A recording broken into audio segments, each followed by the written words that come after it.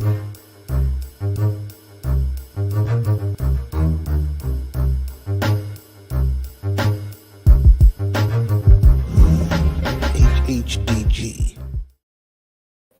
Peace, HHDG. We're on another episode of HHDG Media, the podcast. Shout out to everyone as always tuning in through our YouTube channel as well as our Facebook group, HHDG. You can also check out our website that you can see on the bottom banner for the latest music, our merch, upcoming events, and also our previous interviews.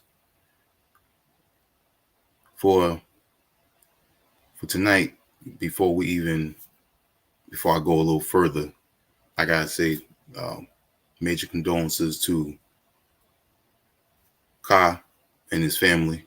You know, everyone has been seeing the news for the past few hours now, and it's major. You know, the influence that he's had worldwide, and for such a humble humanitarian type of person who's touched so many lives through his music, lyrically, and the production, the storytelling, bringing his life into the music. And, you know, coming up in Brownsville, and he said it in many interviews, you know, how wild it was back then coming up. So the way he presents himself, you know, you gotta give him a lot of respect. There's a lot of people assume that because you come up in a certain neighborhood, that's how you're gonna act. But I mean, he's put in so much because of his upbringing, between how his mother was raising him and how his father was raising him. So, I mean, you see how it is in his music, and, you know, just major condolences. I mean, he's done a lot for a lot of people. He's influenced a lot of people. I was just at his pop-up shop last month, and to hear people reciting entire verses to him, you know, that means a lot. And for him to take the time to speak to every single supporter that came out, that means a lot. You know, I know he touched a lot of people, and even the people that didn't get to make it, that I personally helped, you know, get some of their physicals, and then I shipped them out to them. I mean, that meant a lot. And then to get the news today, it's, you know, can't say too much about it. You know, just he was impactful, you know, true inspiration. And that's what music should be doing for a lot of people. So again, my condolences to Kai and his family, and keep playing his music. Keep reciting them verses. Let more people know about him that are not familiar.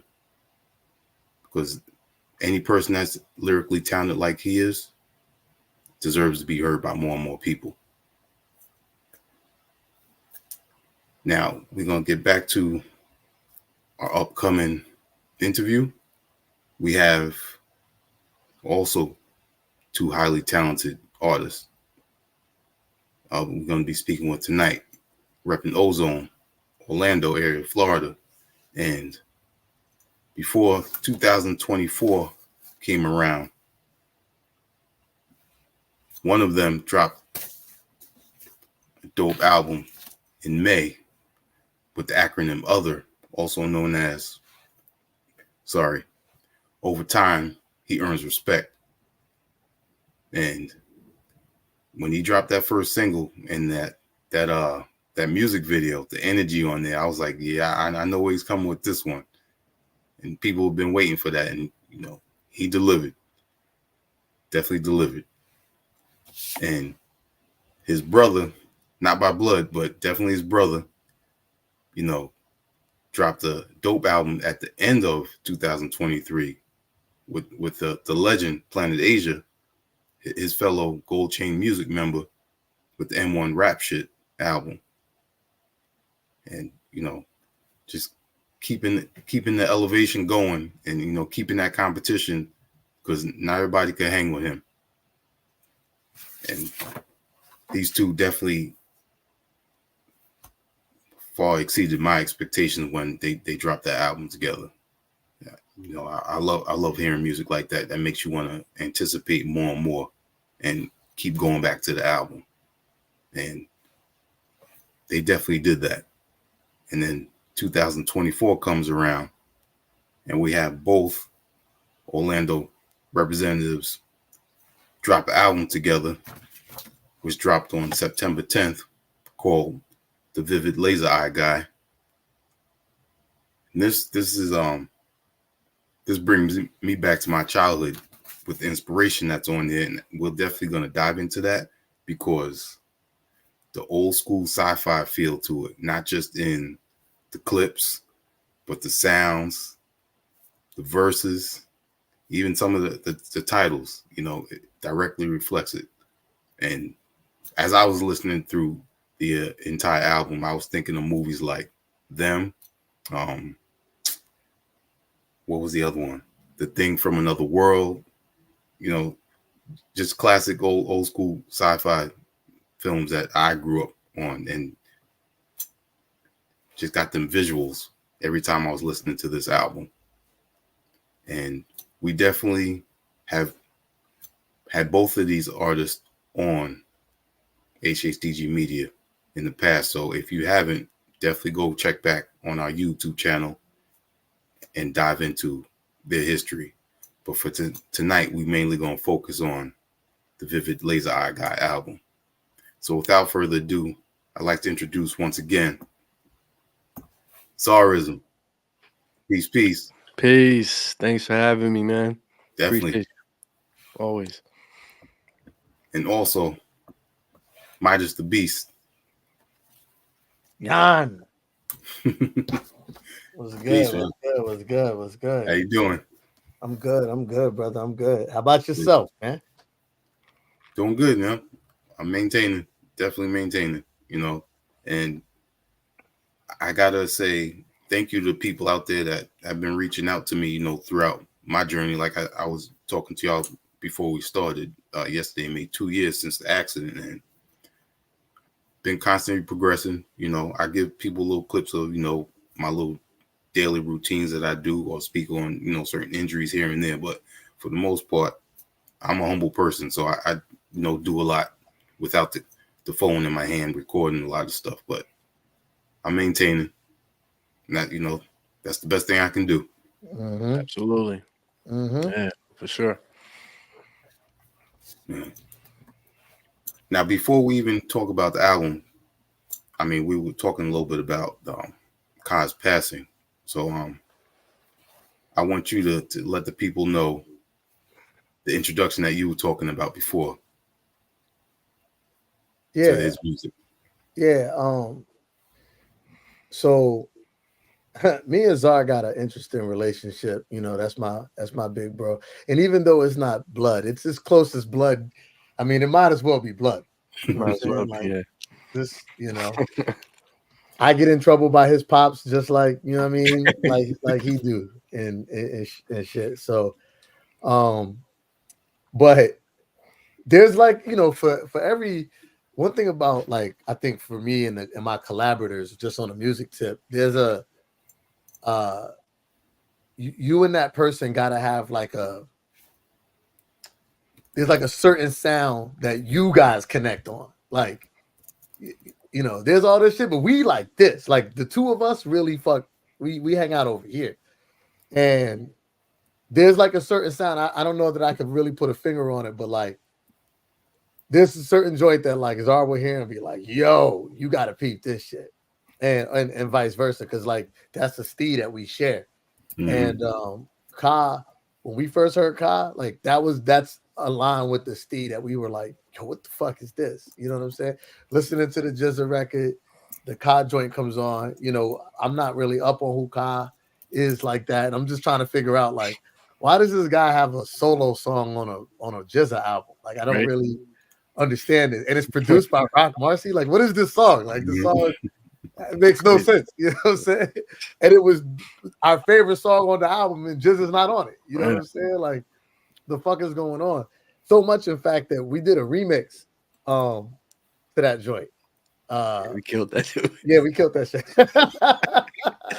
Yeah. we rhymed on the Firehouse beat and flipped that up, you know, in tribute because it was just so dope. So like, and then that same connection of like, yo, this dude Kai, when what's the other joint, Zar? With Kyle on it? Old Facts Oh yeah, that was the first single from him. with the We heard. video. Yeah, that was hard. You know, and he had the whole like black and white thing going on. Yeah. And Yeah. yeah. Yep. And you pulled that out. You were like, yo, Yeah. peep this shit. The cold fact. Yeah. We was wilding off that. Cold Facts was Like hard. just wilding. And every project, you know, he drops. He's amazing, man. Like, you know, I talk a lot of people, you know, from being like a lyricist, a lot of people hit me up about talking lyrics and talking MCs. And Ka's one of those names that when his name come up, you're like, I mean, but yeah, that's Kato. Like, the nigga's amazing. Like, Yeah. let's put him over there and then let's talk about everybody else. You know what I'm saying? Like, that's kind of how Kai is. So rest in peace to the legend Kai, man. That news hit me square in the chest earlier today, man. Let me just throw an extra detail too. At least my perspective is when I found out that he was a firefighter, I was like, wow. I was like, this dude is out here, you know, saving lives and putting out fires and starting fires as well on the mic. Like it was a level of humility that to me I was just like, I already respected him heavy, but I added an extra layer just because of just what, you know, this dude is a human being. You know what I'm saying? He's a regular dude in respect. He's a regular dude that's out here just spazzing. And, you know, and I can relate in a sense because my other side, I'm a teacher at a school. So, you know what I'm saying? And, you know, we do have regular human lives. It ain't always this rap life, you know what I'm saying? So it was cool to kind of know that about him. Yeah. And that was when I met him at the pop-up shop last month. That was one of the part of the conversation I had with him was about he was a firefighter. I've been about 14 years working for the New York City government, but before about 2 years before that, I did the firefighter test. I did the written test. I aced that, did the physical. And, you know, we was talking back and forth about, you know, all that stuff and everything. So it was like, you know, personal little connection right there and everything. Yeah, that's dope. Wow. Yeah. That's heavy. Heavy. Yeah, shout out to Kai. Rockin' Firehouse tomorrow on loop. Yep, on loop. There you go. Brownsville and the style rep for you. Brooklyn. So gritty, man. Yeah. So gritty. Yeah, man. Now, MidaZ, I had the honor of also meeting you in person. That was yes, sir. Almost a year ago. Almost a year ago, yeah. Yep. At the K Burns and Pip James birthday concert. Yes, sir. A lot of notable people there.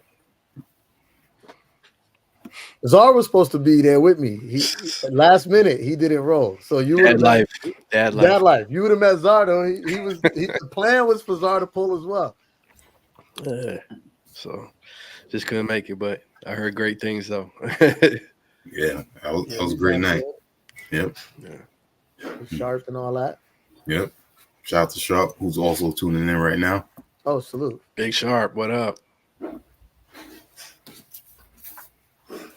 Yeah. Man, those are the type of nights. Sorry, TzariZM, but you don't want to miss. I know, man. I'm gonna try my best not to miss another one. There's another one, you know. We'll see. But you know, I had to fall back. I understand. Yep. The new album, The Vivid Laser Eye Guy. I don't even know where to start. If I want to start with the artwork, you know, the whole sci-fi aspect of it, or just, you know, where that vision came from. So actually, you know, let's go a little different. Let's start with the artwork. Big shout out to the homie Yo-Yo. Yeah, for real. Yeah. We had a team. You know what I'm saying? MidaZ brought in a couple of homies that worked on projects, his previous projects, and Yo-Yo was a big part of that team that came up creatively. Just we threw ideas, we told him what the vibe was all about. MidaZ, Hmm. he gave him all the insight, and he just, he hit us with some bangers, and we were Mhm. like, wow. Like, so he caught the energy. I felt like he captured the energy really well, 100%. Yeah, man. That. Mm. Let me see if I can pull this up while we're talking about it. So what was Midas? What was your vision when with the artwork as first? Um, so I try to I try to when I create an album, it starts with the idea of the record, and then I very early in the idea, I need to have at least a template of what the artwork is going to look like. It Hmm. helps me get in the mood of the record, and focuses me on what. All right, this is what we doing. Because the thing is, with a lot of records, it's you know I don't know for other MCs or artists, but it's kind of, there's a certain point where you establish the mood of the record, you know, and I think for some people it takes a while. Like the way that I'm able to, I think one of the ways I'm able to create a little bit quicker than most is because I can catch the mood quicker than most, right? Because I think sometimes you're creating a record and you're looking for what it feels like, and you're, all right, where am I going with this, and whatever. So I try to figure that out from the gate. Like, all right, what we doing? Like, what's it called? Like, and the funny thing is, like, I usually pick the album titles before I write the first song. You know what I'm saying? So it's like, all right, here's the title. All right, we need a vision for this, and then Hmm. honestly, once you get that picture, now you know what you're doing. Now we know where we going. Now we know what sound we creating. You know what I'm saying? And for me to pitch the idea to Czar, I pitched the idea to Czar with a lot of those elements kind of already in my head. Like, yo, because I was, so the idea was I was gonna do the Vivid Laser Eye Guys a follow up to Mohicans. I was gonna do multiple producers, and had this idea. It actually wasn't exactly the same idea, but it was the same title. Okay. Um, and Czar, so Asia had came down. Um, when was Asia Yeah, it down? was end of last year sometime. I think Yeah, it was like wasn't it for the for the low life? for the low life thing. Yeah, Uh, the low life thing. Asia was in town, and we well, it was like end of January, and oh, okay. Yeah, and yeah. he had came down, and we were starting to work on our follow up. So I hit up Czar and I'm like, yo, I need a bunch of beats so we could start working on, me and Asia about to get busy. And Czar sent like this huge pack through. He sent like 15 beats, and they were all crazy. And here's the thing, like, not that I expect them to not all be crazy, because like this he's amazing, right? As a producer. But like, even from any producer that you love, you don't expect to like 9 out of 10 beats. Like, I want to rap on 9 of these. You know what I'm saying? Like, usually, you hear it, you're like, oh, I like that one, I like that one, and then like we keep it moving. The pack, the whole pack's crazy, right? And I remember playing it for Asia, and we're wilding, and we ended up doing. I think me and Asia starting to work on the next album. I think we did like 3 songs between. I think we did a Sharp song, a Deli song, and a Czar song, right out the gate. And then I had all these beats, Hmm. you know.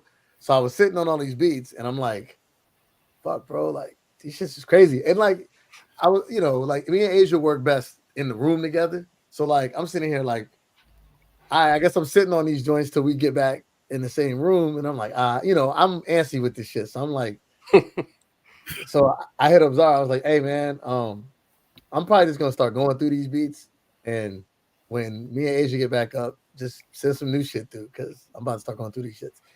And I think it wasn't even no talking no album. I think what happened, Zara, correct me if I'm wrong, is I just started sending Zara songs. Yeah, the first one he sent was Jean-Luc Picard, Yeah, and so and he sent it over. I was like, damn, that's dope. And I was like, yeah, let's go, let's do it. And at this point, this still wasn't like this is the album we working on. It was just like he's just sending me, a joint he did over one of the beats, whatever the case was. So, but in my head, it was funny because in my head I was like, oh, this would be a great.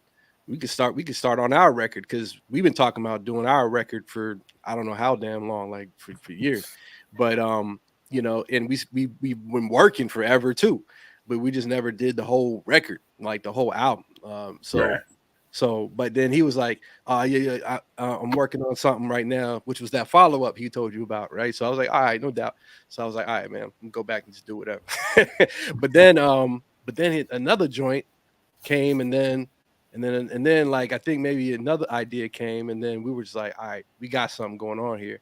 And I think then you sent me a text that said, "So what? This we do an album?" I was like, and what's funny about that when that particular moment happened, when we made it official, this is a project. Like yeah, I had sent them that pack, but then I made a whole bunch of new beats, like and they were just for MidaZ. Like I was like, because I was locked into the idea. Yeah, Because he presented to me the whole Vivid Laser Eye guy, and I was like, that's perfect for me because like I felt like I could be in that space like real easy, like when I'm producing. And so I like when I was in the lab, I was just making beats just for that. And damn near every beat I made, he used, I think. yeah, we used And we had and I made beats on the fly for the interlude beats while I was like half mixing the tracks, like just make like, all right, this beat would sound cool after this. So it kind of just organically happened. Like I didn't start the year off like, yeah, me and MidaZ, we gonna knock out this album, blah blah blah. It just happened to fall out. It just happened to happen that way. So it was beautiful in that regard. Yeah. And the joints just started. I love it when a producer makes it easy. And I've known Zara for so many years, and we have so much synergy that I think he know how to get me going. Like, all right, this one, and I'm like, oh, I gotta write to this. This is crazy, And then, all right, this, you know what I'm saying? And like, I think the producers that I work with, they know, like, there's a tone and tenor and time to all of this. You know what I'm saying? That you'll get the most out of each joint coming through. You know what I'm saying? And I think there was a good enough time of like, honestly, man, this project was created in like, and we didn't talk a whole lot. It was just creating iMessage. The beat would come through, and then a couple, maybe a day or two later, the track would come through, and then he'll thumbs it up. You know what I'm saying? And then maybe he might throw fire emojis, and then another beat. You know what I'm saying? And that's kind of how we did it, at least at that part of the process. Yeah. Wow. I say shout out to Yo-Yo. Let me not sleep. Yo-Yo and Fells. Shout outs to Fells. My two guys really. Once I was like, yo, this will be perfect for Yo-Yo and Fells. And Yo-Yo is he's a special talent, man. I think I don't know if Deli told you about Yo-Yo at all, but Yo-Yo, I met Yo-Yo through Deli. That's Deli's man, and my man now too. But Yo-Yo is a special talent, man. With Yo-Yo make beats. Yo-Yo does amazing art. Yo-Yo is a phenomenal filmographer. Like, yeah, he's a visual master. Visual master. Like, he's just amazing. So all praises due to my brother Yo-Yo, and he just, we were like, yo, we need an ill album cover, and Yo-Yo he'd be like, all right, I got it, and then like, bang, and then he'll add all the extra elements that make it crazy. I love the album cover, and the album covers were, I think, also allowed us to really get going. So Yeah, shout out to Yo-Yo, and shout out to Phelps too. 100% second that. Like, and that whole point he just said about it got us going through. I feel like when we saw that art too, like it was an extra jolt of energy. Like, like yo, let's continue this. Let's get this done. Like, make sure it's represented. So like, I would have that artwork in the back of my head when I was doing, you know what I mean? So big shout out to Yo-Yo, big shout out to Phils, the art team, man. Incredible, love them guys, man. Yeah, nice. Mm-hmm. I love the fact that you just mentioned, having it the cover it in your mind and keeping that inspiration going, because as pivotal as a album cover is for people to jog back memories of so many albums and EPs that we listened to growing up, that type of vibe that the two of you were on is exactly why eventually people are going to be doing the same thing the way we did in the past with albums growing up. Yeah, heavy. Yeah, album covers, they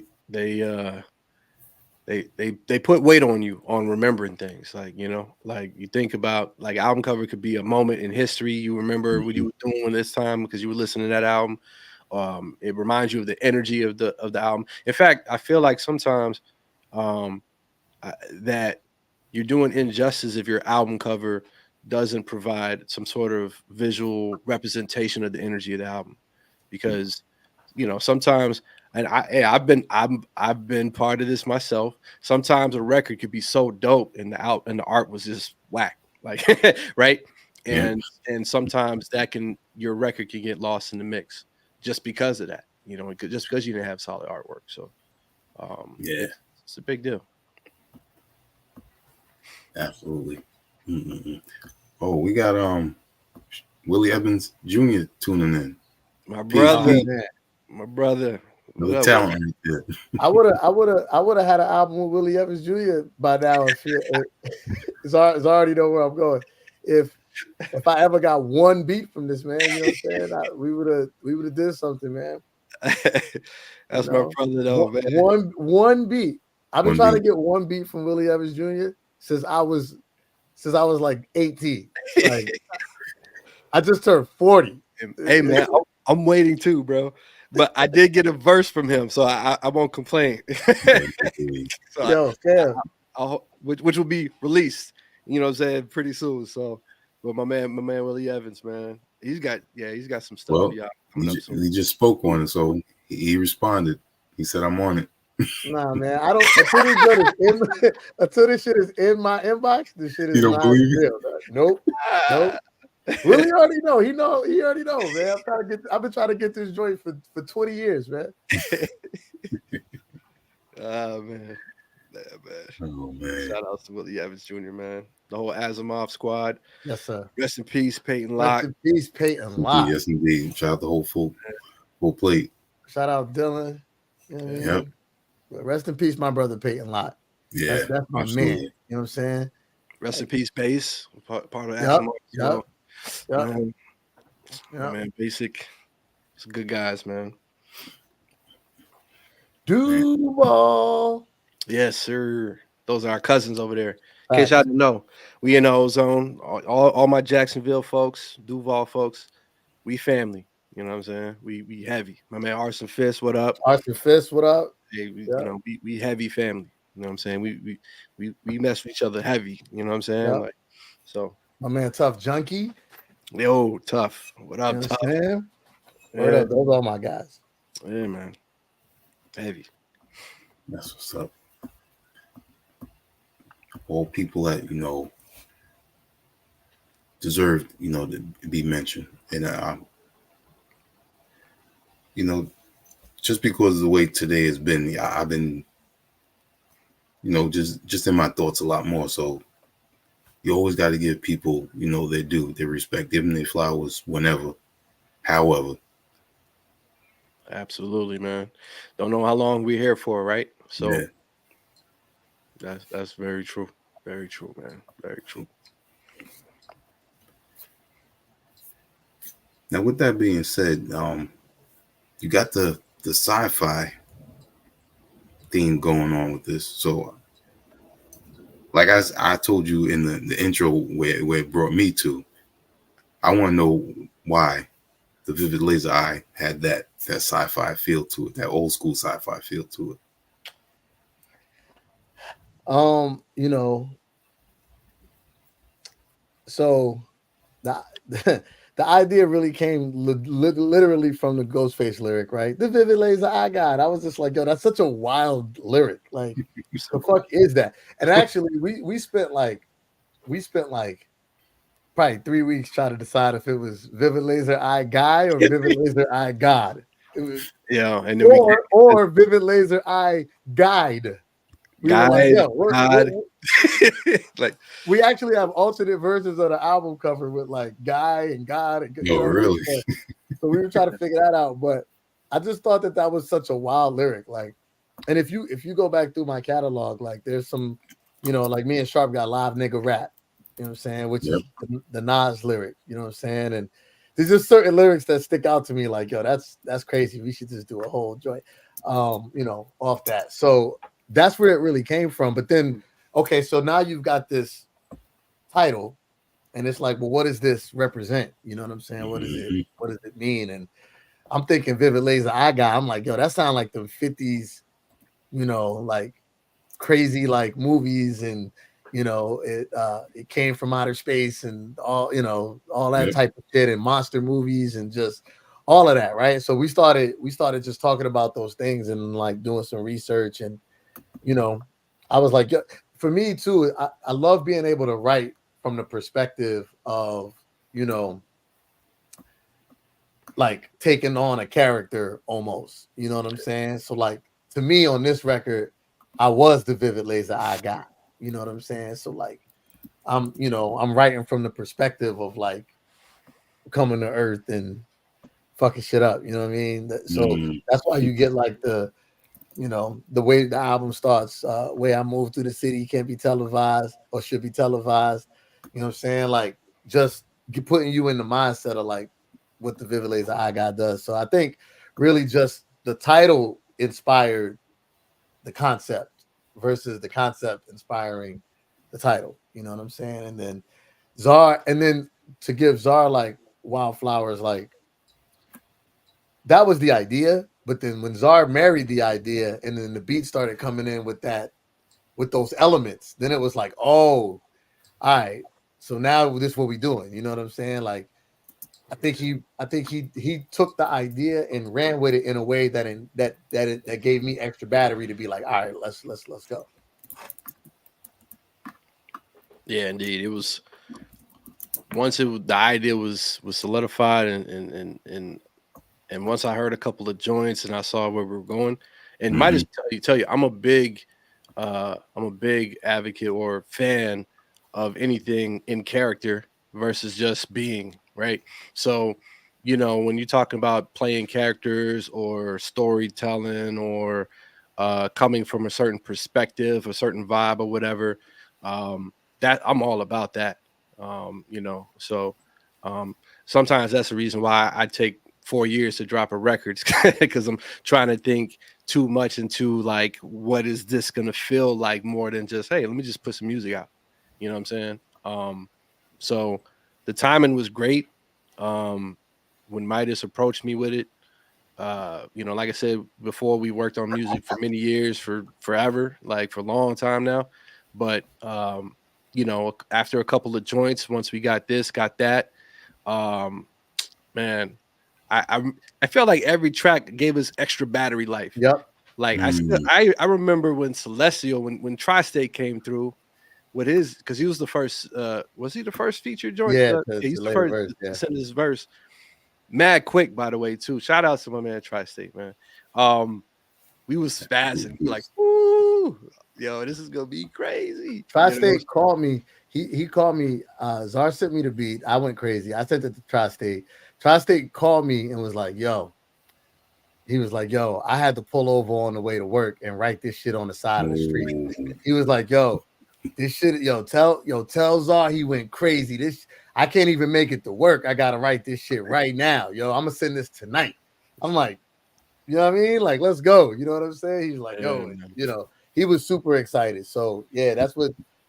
As soon as I heard that beat, I'm like, oh, we got to get State on this, bro. And State was like, this beat is crazy. Like State went crazy for this shit. So yeah. Yeah, so it's a celebration of energy, in my opinion. Like the whole record. It's when I'm gonna say this very simple word for me, honestly, that wraps up the whole thing for me. Fun. Yeah, It was fun. It was fun. Like the whole experience was fun for me. Like, you know what I'm saying? So um uh and it's always fun when I make music with MidaZ, particularly because we've been doing it for so long. But it was just fun. Like like I'll just put that out there. It was just really fun for all y'all, that make music out there, rap, make beats, whatever it is you do, and you're trying to put out music. You think about putting out music. Just make sure it's fun. You know what I'm saying? yeah, for real. It is. Like, yeah, just make sure it's fun for you, because the listeners will know. You know what I'm saying? The way that they capture those moments, the way they take it in, they can tell if it was fun or not. You know what I mean? So that's a big deal for me. True that. Let's talk about some other features. Let's talk about him with J Biz, who I got to meet because he also came up to New York last year too. That's right. The God J Biz. Biz Tech. My man. Yo, shout out to Biz Tech. Biz Tech. Yeah. That's Babylonians. Babylonian. we live in the same hood. Me and Biz live in the same hood. Yeah. But MidaZ brought him. Y'all had a session, right? He just came through and So the him beat was that was the beat out of the pack that I was trying to get Asia to, that me and Asia was trying to finish. Yeah, he was saying so the day before he left, I had the him beat on loop. Like, we doing this. And Asia, I think Asia was handling some business. We never got into the lab to actually sit down and start writing it. But I already had the hook from that night with Asia. I had the hook. So I had the the future's looking grim. I even laid it. I had it laid from when Asia was at the crib. And then when Asia went back to LA, I was like, I at first I was holding it for me and Asia next album, and then I'm like, niggas have sent some new shit. Like, let's go ahead. And then, Biz, one of the things Biz always say is like, yo, I'm him. You know what I'm saying? I'm him. So I thought it was perfect to get Biz on it because Biz be saying that all the time. Like, yo, I'm him. So, and Biz came through, and actually, I wrote a verse and laid it, sent the reference to Biz, and I think Biz wrote it over the next couple of days. And he called me and kicked the verse over the phone, and it was fire. And I was like, yeah, that's crazy. Come through. And then he came through and he laid that, and yeah, that's him. Him is fine. I love that joint. Yeah, that beat is insane. Yep. Yeah, the whole joint is crazy. So yeah, Biz and MidaZ, of course, did their thing. I love the hook. I even love the little LeBron little piece at the beginning. Yeah. A little snippet. He's like, hey man, I'm him. Yeah. Whatever it is, I'm trying to make the right play, whatever, that because that's the vibe. That was the feel, Yeah. And the transition, the way the God J Biz, the way he ends his verse and it goes right into MidaZ with the hook. Yeah, the future's looking ground. Yep. Ground. Yeah, hard. What was that part he said? I'm trying to remember what he said. Damn. I know how the beginning of his verse go. I'm trying to think how the end of it goes. No, there was another part that he was talking about with artists trying to about his style being edible, and I hope you choke. Oh I know yeah, I'm messing it up. I hope you choke. Yeah. I hope you Cypher, I don't. hope you dope. Yeah. Yeah. Yeah, man. Biz, man. Shout out to Biz. Beat Ministry, the whole squad. Yeah. So who you said who else was who was the next guest that you had I at think there's work only with? one more. I think it's just Supreme Cerebral. Supreme? Yeah, in the order it was Biz, then Tri-State, and this Cerebral. Yep. Yeah. And that was it. Shout out Preem, man. Preem is Always. Killed that racist joint. Have you interviewed Preem yet? Actually, him and Elo Kush were on there last week. Oh, word. Okay. Yeah. Yep. Yeah, that's my guy, man. So check it out, right? I had never heard Supreme rap until I met him in person. I had never heard no music. I didn't know him. Me and Sharp was in LA, and Asia and K Burns came to the lab. We had the lab set up in Beverly Hills. Hey, we was stunning. We had the Airbnb in Beverly Hills. We was wilding. You know what I'm saying? Me and Sharp we brought the studio to Beverly Hills. We had niggas pull up. It was crazy. But Asia and Supreme and Montage and K Burns pulled up. Nice. I had never met Supreme. He was like, yo, Supreme pulling up. I'm like, all right, cool, you know? And Sharp had a beat on and everybody was writing. And then I never heard Preem rap. Preem went to the mic and started rapping. I was like, who is this guy? Like, because that's not what you expect. You know what I'm saying? Like, and he's mad tall and shit. Yep. Yo, bro, the nigga started rapping, and I was just like, this thing is ill. Like, what is? I remember going up to Asia. I was like, this nigga. He was like, yo, he's crazy with it. I was like, yo, son, no holds barred every time. No, every time, just like so. Man, that shit. That set it off, and then that just created a brotherhood. And Preem is my man. Like we text often, all that type of shit. But we've done a bunch of joints up until this point.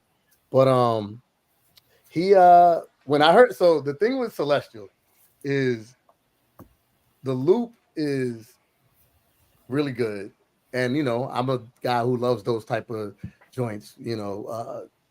Call them more drumless or whatever you want to call it, right? You talking about bracelets or Celeste? Which one? No, correct. Bracelets. My bad. Okay. Bracelets. So, but I was listening to the loop and I couldn't catch it, which is very rare for me. But I couldn't. I was like, I have no ideas to how this rap could go because when I write I generally write pattern first.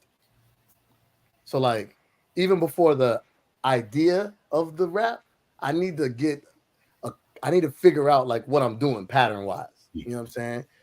But I couldn't catch it enough to figure out a pattern. I was like, I don't have no ideas for this shit. So my secret trick, I'm gonna expose this on HHDG Media right quick. My trick, I don't even think that Preem know this. My trick was I had wrote a couple lines. I didn't like nothing I wrote, whatever. I've done this before too. I can tell you the other song I did this on.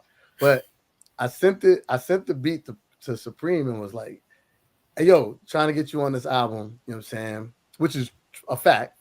But you know what I mean? He was good. And then he sent back his verse in like 2 days. And then when I heard his verse, I was like, all right, now I know what to do. You know what I'm saying? You know what I'm saying? But because I couldn't figure out which way to come. You know what I mean? But I know that he don't give a fuck what the loop is. Like he's gonna go crazy like every time. So he caught that and my own out of Amazonian soil. I was like, oh, he's going crazy. You know what I'm saying? And then it made it easy for me to come in behind him and do my little thing. So he set the tone for that. That was all Preem. So shout out to Preem on that. Preem. Yeah, big shout out. Yeah, that beat or loop or whatever. I from my perspective as a producer, I didn't know that was even going to be used. Like, because I, some beats you just make with just the idea of just a vibe, right? Or instrumental or interlude even. So, and I'm trying to remember when I sent it, because I just be sending my just whatever. Um, that was not one I thought would end up being what it was. So, it's an example of like sometimes when beats transform into something else that you can't even fathom, right? Because Hmm. we just made it. But when we release it out to an artist or someone to actually do something with it, it evolves into something else. And I just remember mixing that song, and man, like I said, Cerebral, he bodied that, MidaZ bodied that. You know what I'm saying? He just gave y'all the exclusive trick on how to body tracks. If you When you did not, can't catch it. when you can't body it from the gate. But but I remember I was like, all right, the song's called Bracelets. And I just started looking for sound effects. And I found a bracelet sound effect. It's just like like it's just you got a bracelet in your hand and you just kind of like, and you may even notice it, but it's actually behind the whole track.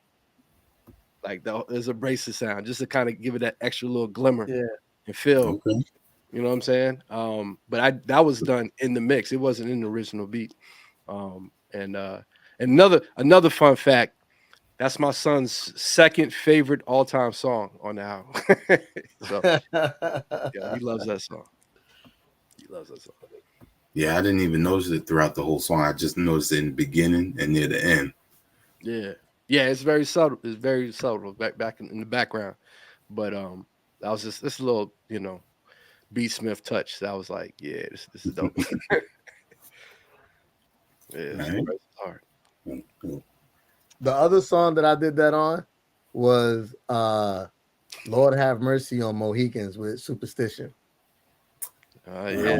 That beats that Nemo beats all over the place. It's all crazy. And I was like, what? I actually had a song to that. And I didn't like the song that I had to it. But the beat was really old, the song was really old. So it's like you can't get new ideas to an old joint. So I sent the instrumental to Super and was like, yo, you know what I mean? And Superstition, another, top tier, lyricist, and Super sent me a verse back and I was like, I got it. Thank you. So shout out to those dudes. I've also done that in the past too, though. So I'm not even gonna like, yeah, it's definitely been done before. Yeah, man. Nice. Now, I got to talk about TzariZM on Walk With Me. Oh yeah, that's right. The other Gotta feature talk that's about not that. really a feature, but it's kind of like a feature. Because we would even talk about, should we even put like, featuring Zarism? Because Yeah. why? Which I was like, all right, I get that. So I whatever happened. But and it didn't matter to me. But yeah, that was a joint that I think I wrote it twice, like, or at least half of the verse I wrote. I had written it before, laid it, I was cool with it, and then um I hey, whatever. So one of our homies was like, "Hey man, I wondered if you was gonna pull this up. hey, wait, hey, exclusive stuff's Hey man, going we on. keep it real. Hey, we keeping it real." So he was. So I mean, it's whatever. But one of the brothers was like, heard the verse, and I guess was like, "Hey man, you might want to change that because that might be like a pause moment right there, right?" So I was like, "What?" I didn't even hear it like that, you know what I'm saying? But that's how it be. Mhm. So I was like, "All right, man, I can't be having none of that." So I went back and I rewrote the whole second half of the first half of the verse, and then and mixed it in with the rest of the bars, and it still made sense to me. So but yeah, I thought the verse was dope, and that was a track, that was a beat that was a beat I probably one of the older beats I That's think an is when I old song. We had that song for like yeah maybe 5 years. That's an old song. yeah it's at least a Well, few years my part of your it was verse old. yeah.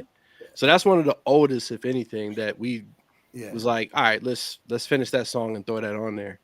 And so um particularly for me getting my verse on there, I'm the type that, just being honest, procrastinate. So once I'm under pressure to finish an actual album, I was all right. Let me knock this joint out and make it work. So yeah, that's the joint right there.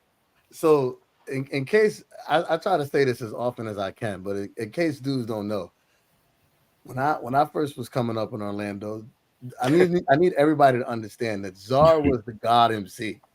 Like it was. Listen, you spoke about this before. Yep. It was this dude, bro. Like, I thought I was nice, but I would be like, yo, man, I kill everybody. Like, you're not gonna kill Czar. And it's like, yo, man, this dude's Czar, man. Like, I heard about the legend of Czar way before I met him. You know what I'm saying? And he's a killer, man, on the mic, bro. Like, I hate this dude at the same time as much as I love him, right?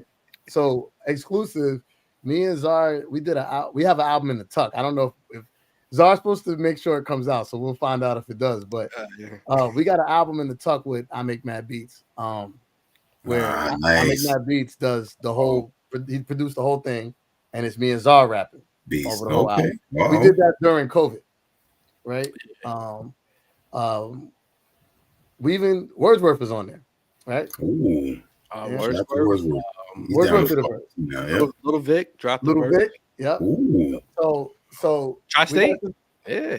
Tri-State did a verse? Tri-State did? Yeah, he do got a verse. You're right. Wow. All right, so we got this project in the tuck, whatever, right? But the frustrating thing, I Make Mad Beats is our brother. That's literally his brother, but that's that's my brother. And I can't live. Every time this dude Czar drop a verse, this man, I Make Mad Beats is like, damn, Midas, you fucked up. This nigga Czar's murdered.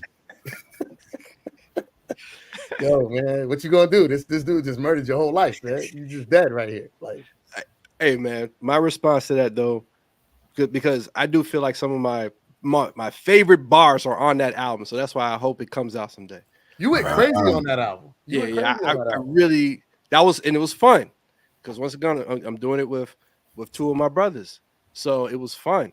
There it is. That's the foundation right there. But we spaz. But this is my return of flowers to MidaZ because one of the main reasons why I was able to do it is because I'm trying to make sure that I'm just as good as him on a record. Got you. Yep. So we've done so many songs together, and he has in his bar has made me set my bar up higher on making sure that I'm on my toes and I'm solid with the way I'm approaching things. So and he's probably the only out of everybody that we've been able to kind of have that energy like together back and forth. Which was not to jump records, but like when I go back to like the other album, that's why the Rain Ghost song was something that was special. And the reason why I called it we decided to call it Rain Ghost and I was so comfortable with just saying just call it Rain Ghost is because the way the Rain Ghosts do, I feel like that's how me and MidaZ do. That's you. Yeah, same energy. So so flowers to him because he helped me, keep that standard, real high. Even when I felt lazy about rapping, because I could fall into producing more than just make beats, and I do a lot. But when it comes to rapping, MidaZ is one of the few to really give me the energy to make it fun and do it. You know what I'm saying? Yeah. So salute. Yeah. Definitely. And I'm glad I got my copy because there are no more. Salute. Yeah. That's 1995 right there. That's what's up. Now, like TzariZM said, with the mic, I'm a warlock. Go ahead, finish that. Like a warlock, turning clocks to towers. Yep. So I'm doing wizardry. Yo, shout out to my man Shinobi Styling, man. This man sent me a text just random saying, "Yo, you a wizard." I was like, all right. Shinobi Styling. That's what's up, man. I'll take that. Nice. Yeah, man. Now, before we show the music video that's out for the Vivid Laser Eye guy. Oh yeah. Tell us what made you pick this one for visuals. Well, I mean, I think MidaZ was the one that kind of gave it the the feel of it being the Info Kill 3. So Mhm. it's a big ode. Shout out to Company Flow, right? And with the original Info Kill and killed Yes, it. indeed. Yeah. You know what I'm saying? When I came across the record and sample, I was like, I'm gonna do something just a little different and do my own version, whatever the case was. And some Flash Gordon and shit, and you know what I'm saying, some wild, which falls into the whole space that we was in, you know what I'm saying, Yep. sci-fi crazy stuff. So um and and I remember making the beat, like not to details, but I remember when I made the bass line for it, I was like, like I was like, because I don't just sit there and give myself props, but I was sitting there like, damn, this is a dope ass beat, bro. So I instantly sent it over to this dude, and I already knew that it was in great hands and that this would be a good, piece of the puzzle. And then he murdered it. Um, and then he the one that gave it the name Info Kill 3. And I was Mhm. like, all Yeah, right, because so off of that, yo. So check this out. I'm gonna take it one step further too. Azar, you remember? Because we didn't even talk about this in the shit. Remember when we was doing the Venus De Niro tape? yeah, I remember. Yeah, yeah, What was yeah. that? That was probably like Years ago. oh 03, oh Yeah, 02 yeah, that type was a shit, long like time. a Yeah, yeah, long time ago. long time ago. That was the beat that I rapped on initially. Was the Mm, company flow version of the original joint. Yeah. right. And Mhm. so one thing I like about Czar, so I'm gonna tell you right quick. Another thing I love about working with Czar is that Czar is like the main producer that I can work with, that because Czar's a rapper. So Czar doesn't act like a producer. He acts like a rapper. He just could also be amazing as a producer. So like when I bring all my rapper ass thoughts to the table, this nigga can understand and translate because he rap. You know what I'm saying? Like a lot of times you'll come to a producer and you'll be like, yo, let's flip this. And they'll be a lot of producers got, look, they be having they shit that they won't do. I can't do this because Pete Rock used them drums, and I can't use this because that's and I only sample off of vinyl. I can't get it off you. It's all these rules and shit. And I don't abide by none of these shits. I'm just trying to make a good song. I don't give a fuck how the song come to be. I have no care for any of that shit, right? So like with Czar, what I love is that any idea is open season to this nigga. It's just like, yo, let's flip this. And he's like, all right, you know what I'm saying? And then we flip it. And it's like, oh, Yeah. it makes it so going back to the fun word, it make it fun and exciting to create because he's with the shits. Like, all right, let's go. You know what I'm saying? So that company flow sample, like I don't know anybody else that I would bring that and I didn't bring that he brought the sample out, but I don't know anybody else that idea would even come up because there's too much like but they already used it, and it's just like, yo, bro, like let's flip some ill shit. You know what I'm saying? So I remember he was like, yo, I was watching Flash. What was you? Flash Gordon or That's some cool. shit, and he Yeah. was just like, yo. We see you, and I was like, "Yo, that's the joint from company." He's like, "Yeah." I'm like, "Yeah, let's do that shit." You know what I'm saying? Like, let's go. So I love shit like that. I love shit like that. Yeah. I Cool. small tidbit. He mentioned it just like down for whatever. I remember. I'll tell you the first time that he came to me with a wild idea, and I was almost like, man, should I do that? But I was like, hey, let's do it. Hey, you remember that song "Caught Up" back in the day? Oh What was yeah, the name of the R&B track, man? that was the Shy joint. Shot. And in my head. Yeah. Bird fall in love. That song. This dude was like, hey, yo, you should flip this. And we do a joint. I was like, what? At first, I was like, man, what this man talking about? And I remember going to the lab and I'm listening. I was like, oh, wait a minute, hold up. And I caught something and I made this hard beat. That And beat then was crazy. yeah. And the track was crazy. It was dope. And I was just like, yeah, man, that so to me, that's a moment that can kind of define like the energy that we've been able to establish with each other. So, and that was, I don't know how long ago. That was a long Yeah, time. probably about 10 years ago. like 15, 16 years ago. Because the whole idea was I wanted him to flip like something that's like some singing without any music behind it. It's like, yo, you gotta flip some singing, just the singing though. So he chopped up the the acapella version of that song with and went crazy. So yeah, it was just crazy. Yeah. So I know there's a lot of flowers passing back and forth, but like some of the stuff that I wouldn't even think about doing, like he's been able to help me open my mind to. So that it's just fun. Just fun stuff. Yeah.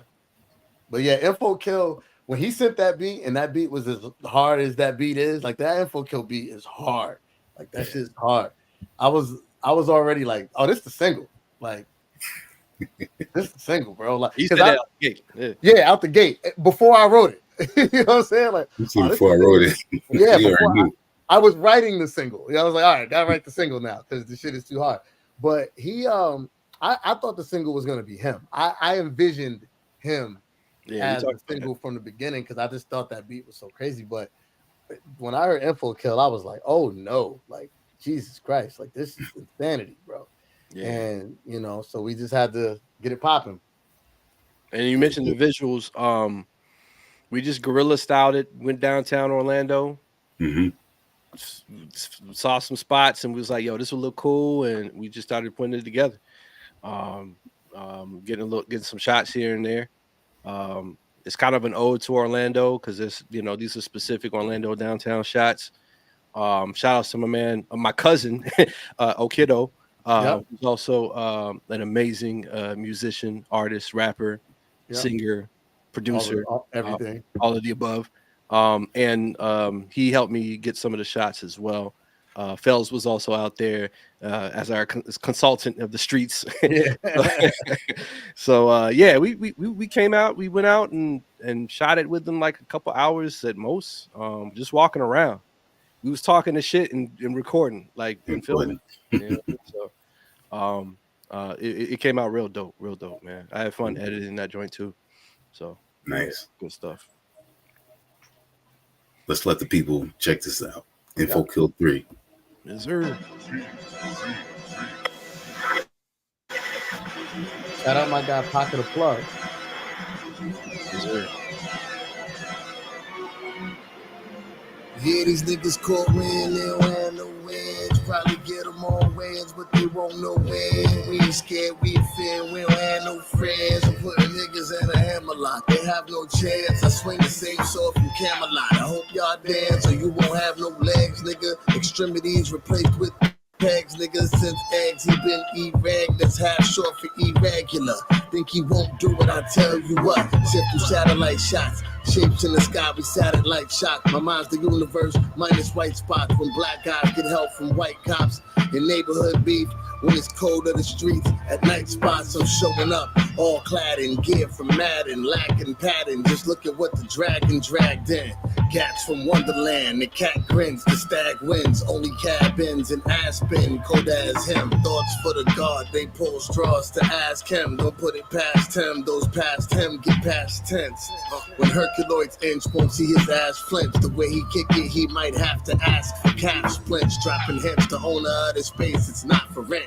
We going double Dutch, no hopping in. What's popping in? Posturing, niggas cannot come in. We opposites for him who has it all. How not so lit can shop and get. Apocalypse later, all gator. Got the US open.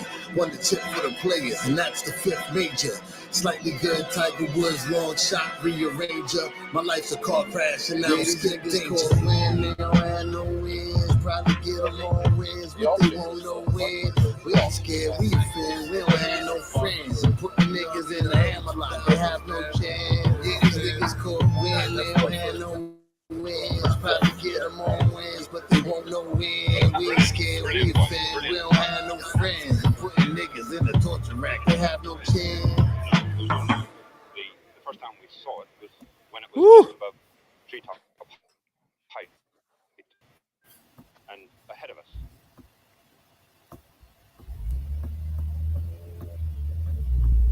Our body. TzariZM showing off them diverse skills. Yeah, man. I tried to from time to time. Rap on the album, produced the album, did the videos, and mixed the album. Yeah, man. Trying. Nice. When it's fun though, it's easy. That's what I'm saying. When it's fun, There you go. it happens. It happens. You know what I'm saying? Speaking of fun, this dropped on the 10th. The day before that, you had the listening session going on. How was that? So I let Zar speak on that. Oh, that was crazy. Crazy love, like from the city. Shout out to Benny. My man, he's the owner for the Commission Beer Chamber. I'm sorry, in Orlando. Yeah. He holds it down for many local artists and providing a venue and just a spot for people to just chill out, have a beer, and kick it. In fact, we Wednesday, right? We mind the MidaZ. Mind the MidaZ. We'll be there Wednesday. So, but yeah, so it was love, man. It was love, man. We played the album. We had some of the artists that we're fans of also come through and perform. Shout outs to your cousin Alex. You know what I'm saying? You know, shout outs to man Nico is man, yeah, we had some beatsmiths that came through. Shout out to the beat set, too. What else? Who else, man? Who else? Oh, and Sharp. Shout out Sharp DJ. Yeah. Big shout out to Sharp. Always holds it down on the music. You know what I'm saying? So it was just a great time, man. You know, we that was when we sold CDs exclusively. So if you wanted a CD, you had to be there. But we put them up online, of course, afterwards. And we had to see the T-shirts, which are, you know what I'm saying, these are all items that are pretty much gone. You know, it was just love, man. It was love, man. You know, hearing and also getting the reaction from everybody listening to the songs, listening to how the album was put together. And so yeah, man, the input was awesome. It was love is the word for me. Like it was a lot of love. That's great. Yeah, I would add. Only thing I would add is that to what Zara was saying about the reaction is, you know, we create especially me and him too. So I guess I could speak for Zara too, but I create I'm in here. I'm in the lab. You know what I'm saying? And like I be dolo in here. You know what I'm saying? Like a lot of rappers create in like situations where there's energy. You know, and there's other people, and there's ideas, and there's, hey, yo, what you think of this? I don't be having none of that shit. It's silent in here. You know what I'm saying? It's my own thoughts, and that's it. You know what I mean? And then, so like, I felt like the only people that heard the album was me and Zara. You know what I'm saying?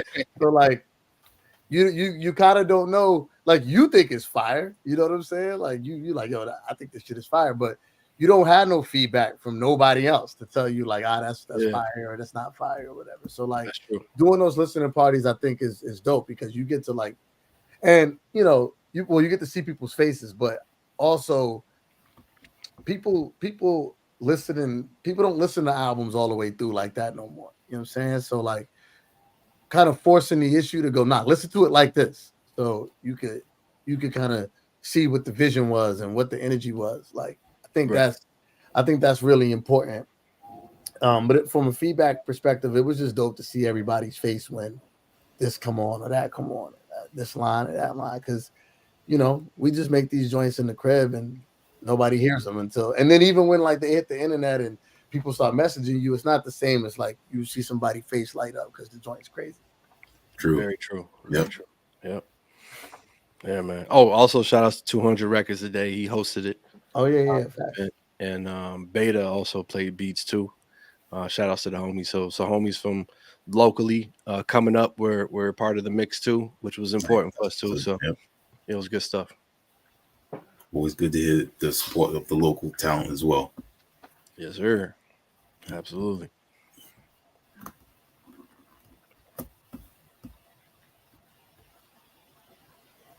Now you were saying you was talking about the merch as well. I'm going to put up the link once again because there are, I believe, there's just a few T-shirts left, but a very few, a couple. Don't fuck around. Yeah, like a couple meaning like two. You get it while you can. I mean, we want to support with more merch. We just don't know when. We just can't tell you what day that will happen. So get these, and the merch might even be different. It may not be that exact Yeah. same shirt. Yeah. You know what I mean? See? So, yeah, because we had other ideas too. Yeah. Yeah, so get that merch, get that CD while you can. Yeah, and it might be next album time by the time. You know what I mean? You know what I mean? Yeah. Yep. Niggas be sleeping. A big shout out to those that supported though. A lot of got a lot of support, man. From getting the album. Was kind of crazy is the last time MidaZ and I went out to go shoot for another video that will be dropping. He was mentioning to me some of the songs that are like the favorite songs by a lot of people, and they were like songs that we didn't think would be their favorite songs. So it's crazy when you hear that type of stuff. You know what I'm saying? That usually is too. Yeah, exactly. Like, word, that's their favorite song. I was like, yeah. Throws me for a loop every time. Yeah. Monsters Are Due on Maple Street is one of mine. Oh man, that's a joint right there. Right there, yeah. MidaZ came. So MidaZ came with this title, and he's mentioning it. He sent me the song, and I'm just seeing the name of the song. It's called Monsters. I'm like, what the hell is it? Right? So, because I wasn't hip to that particular, it's an episode from Twilight Zone. So, and I wasn't hip on that particular one, but I went back to go to peep it. I was like, damn, that episode is phenomenal. By the way, that episode is crazy. I watched it a couple of times. Yeah, and I even was like, yo, I'm telling my wife, man, when you're ready, I want you to watch this episode. but yeah, the whole premise, and I love that beat because it's probably one of the more subtle, you know what I'm saying, not so in your face hype and stuff like that. Yep. Type of joints. So yeah, that joint is dope. My son also loves that song too. So you know what I mean. Shout out to Micah. He's MidaZ's #1 fan. That's my man. He's been very inquisitive about the album during the whole process. Oh, so did you finish mixing? When are you gonna finish mixing the song? Oh, is this the artwork? Oh, okay, that's cool. When is the video coming out? Oh, hey, tell Uncle MidaZ I said this. I was like, all right, bro. So that's my man right there. So got you on a street team right there. Yeah, fact. I fucked up though because I made a promise that he could be on the next album. Oh yeah. So he I know he lit. Don't forget that. Nah, it's not getting forgot. You know what I'm saying? So we got to figure out what he gonna do on there because he's already locked in. That's I didn't even tell you this, MidaZ, but about a week ago, he was saying how he was going to go tell all of his friends to go listen to the album. I was like, oh, Chuck. Yo, man, you're 9 years old, bro. Like, I don't want no parents coming at me, man, talking about explicit lyrics and stuff, man. So, fall back. He's like, oh, he was very innocent about it. Like, oh, well, I mean, I was like, all right, bro. So, man, shout out to Mike. He wants to put the music out too, man. But yeah, gotcha. So keeping in the theme of the album, what's some of your favorite sci-fi films from back then, 50s and 60s? Oh man. Well, I'll start with the main film that the album was kind of built around. What was the title of that joint again, Zar? When the day the Earth stood still. That's a good one. Which, like that really gave a lot of the energy for the record. Was the day the Earth stood still with Gort and because he had the vivid laser eye guy. He was like the OG vivid laser eye guy. You know what I'm saying? Yeah. And just like the whole steam of him like coming from outer space but coming to Earth, stepping out the joint. Yo, who is this dude? Like that was kind of what the spirit of what the shit was. So the day the Earth stood still was a big influence, and that one was big. In writing this, I watched a lot of what's that fucking series the shit, the long ass series that got like 65 seasons that we was talking about? Doctor Who. Yeah. You know what I mean? It's a lot of Doctor Who energy, old Doctor Who shit. You know what I'm saying? Was a lot of that. It was a bunch of shit. You know, my uncle Chris. Shout out my uncle Chris. He's like a collector of like all things. You know, everything that I'm interested in, I got from Chris. You know what I'm saying? Like comic books, Chris. Kung Fu movies, Chris. Hip hop, Chris. You know what I'm saying? Like my uncle put me on all this shit. And my uncle got like this old soul records, Chris. Like he got all this shit. But Nice. he got he's like a big like movie collector, man. He got like every movie ever. So when I told him about this album idea, he was just sending through like, yo, watch this. He already knew, yeah. Yeah. That's yeah. fine. So, you know, we just went on a you know, a lot of the Twilight Zone was the energy, you know what I'm saying?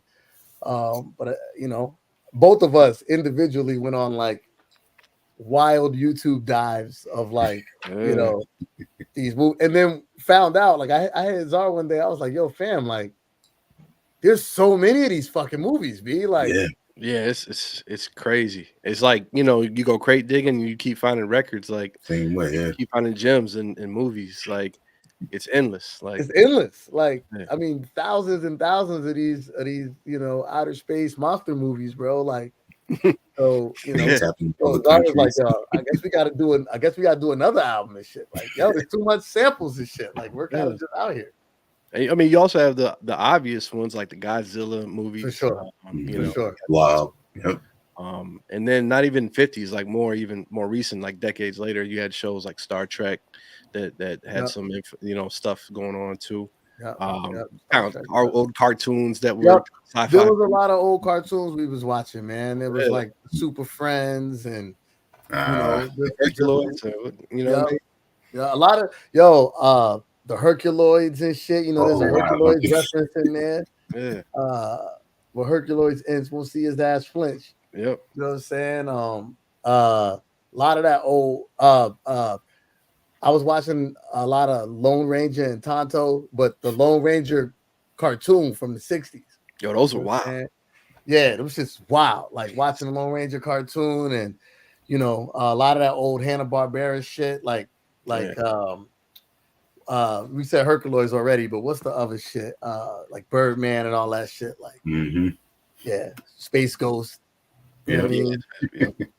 Yeah, that was a lot of energy for this shit. Yeah, there was a lot of history to bring content, you know, like to kind of give us energy and inspiration.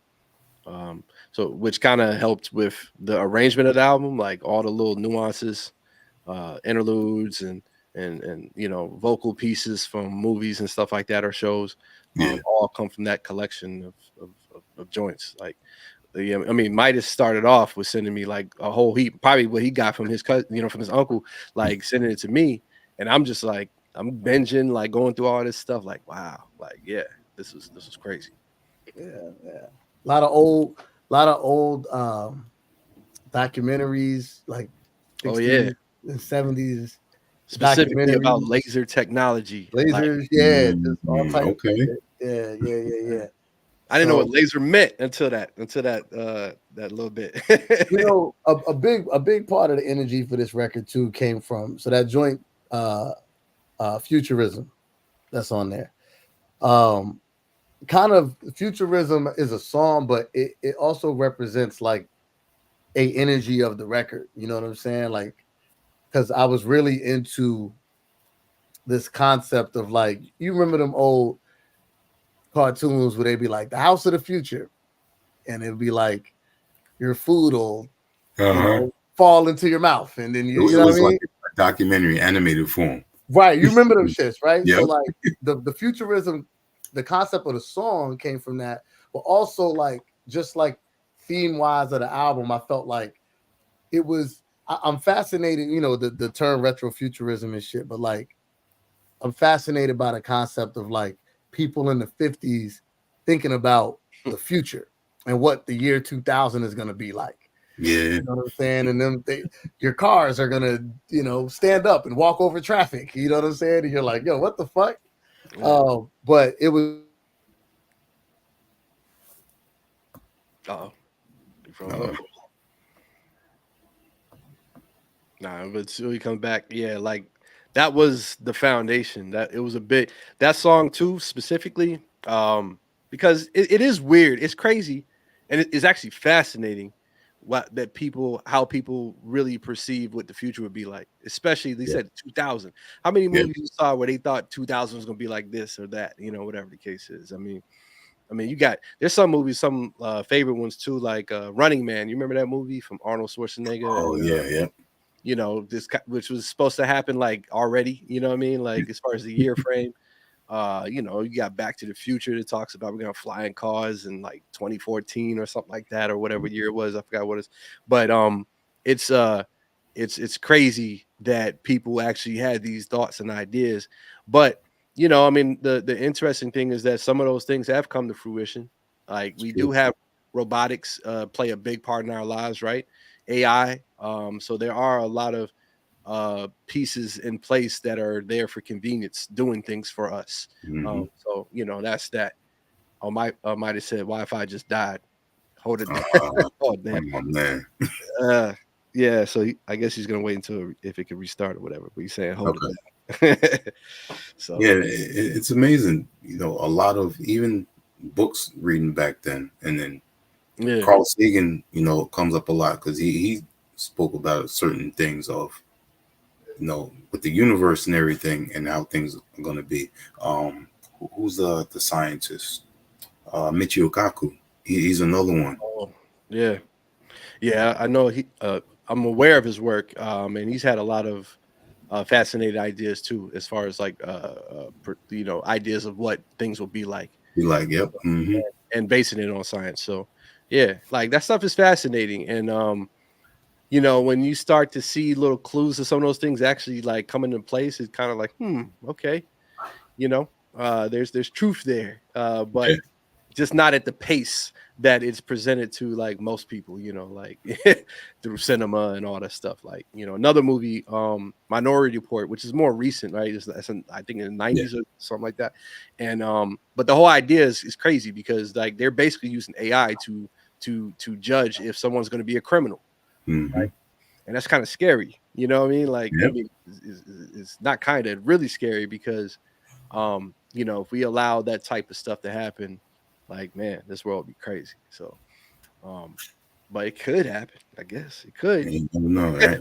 That's the scary part. Yeah, yeah. Like based off probabilities and stuff. But yeah, that's that. But There he yeah, that, is. that pretty much covers like the you back. Had to restart. Everything, whole house dead. Oh man. That's what's up. You back. It's crazy that to think back then how much, we continue talking about what we was talking about before, how much people were thinking about how the future is going to be and how that imagination just trickled into our entertainment of the radio back then before TV was really big, comics, almost everything had that aspect of what is the future going to be. Right. Yeah, because you think about it, like, I mean, one of the biggest so one of the most common fears of mankind is the unknown, right? But it's also the most sought after, like, what is it going to be? What is that? So when people show different views or show you some sort of visual of what the future is like, that like kind of dips into that fear of unknown and knowing something or thinking that something could be this. Mhm. And so those with big imaginations run wild with that stuff. You know what I mean? And eventually a lot of those movies, I mean, obviously is very extreme, like, but eventually they tapped into showing futuristic content that feels very realistic. Yes. You know, that's where we are today, where like we watch movies and stuff and like that could happen. Like, that's too much. You know what I mean? That could be close to home, whatever the case is. So it's fascinating now. It's different, but thinking back to those years, man, we're tapping into the content that that the vibe was. like, I mean, I wasn't alive during those times, but I just can imagine like how it felt to watch some of those films and like feeling that way, like about the world ending because of aliens and laser guys coming to, like Yeah. that's crazy. You know what I mean? But the imagination can run wild, and that's Yeah. what's dope I about it. mean, prime example, the whole mass hysteria with War of the Worlds being broadcast on the radio. Mm, yeah, yeah, it's wild. Crazy. Yeah, man. So we got the Vivid Laser Eye guy broken down, and I love hearing y'all talk about this, and also the sci-fi personal aspect of what y'all vibing to, and what we just talked about, how the future could be, and y'all putting all that together into a dope new album. And I hope everyone that is tuning in or isn't tuning in might listen to this later on. If you're not a fan of MidaZ the Beast and TzariZM, this is a prime example to get in tune right now. Absolutely. This is a great record. Um, and yeah, it's an amazing record. It's one of those albums that I don't tend to go back and listen to all my music much, but like I was still listen. It's been a little, it's been what a solid month or something like that since releases. But like I'll listen to songs like as if like I'm listening to Sirius XM. Like, yeah, this is hard, right? Yeah. You know what I mean? So, Yeah. uh, for those out there, definitely check this record out. Listen to it from the start to the beginning. Um, Especially if it's your first time, don't just like pick random songs because it's an album. Yeah. It's an album, so it's not just a bunch of songs put together. It's an album put together. So Here you go. Agreed. And like you said, you have fun with it. yeah, Yeah. a lot of fun. Yeah, Yeah. a lot of fun. The best albums don't need a whole lot of extra shit. And when I say that, like in my opinion, like the the term crack sell itself, man. Like the album created itself, in my opinion. Like people always ask me, like, yo, how do you write so quick? And how do you create so quick? And it's like, nigga, I just be sitting here writing. I don't know. Like it just happened quick. Like if the shit is fire, it ain't gonna be that hard for me to write. Like, watch me try to sit here and write some shit that's not fire. Like that shit takes forever. You know what I'm saying? I'll be in here like, oh my God, like what is this? But when the shit is fire, like the songs write themselves. You know what I'm saying? Yep. Like it's a out of body experience, and then when you wake up, you're like, oh shit, what just happened? And you're like, oh, this is crazy. You know what I'm saying? Like this sounds crazy.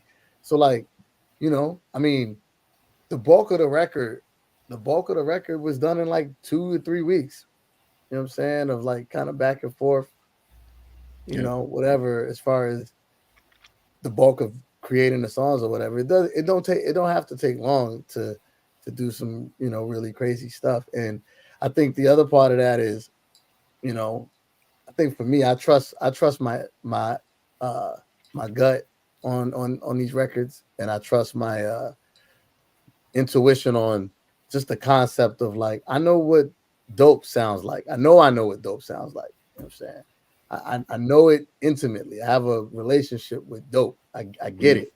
You know what I'm saying? And that's why, like, for me and Sean to do the Making Nomadic podcast, like, we do that from a like I wanted to talk albums because I understand albums. I understand how albums work together and the arcs of a record, and just the like I get it intimately. So like, and when I'm creating my own records, I'm trying to create from a space of, if I hear it and it's dope, it's dope.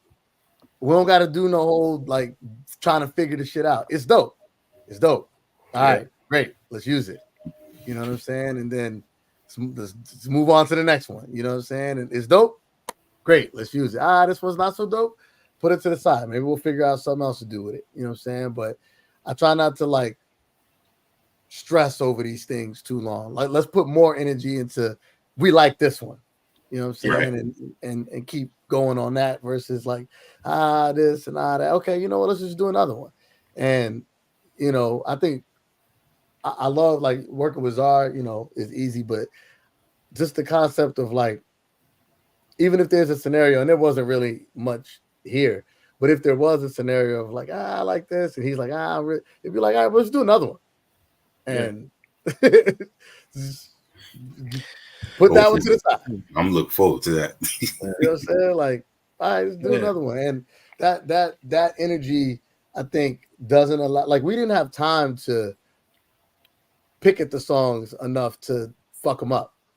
You know what I'm saying? Where you start being like, oh, I don't like this part and that. Nah, man, we did it. It's God intended it this way. You know what I mean? And now it's out. And I think a lot of that comes from just being confident in what you create in the first place. You know what I'm saying? You create it. I feel confident in this. This is dope. Like, I already know I'm not gonna write a bad rap ever.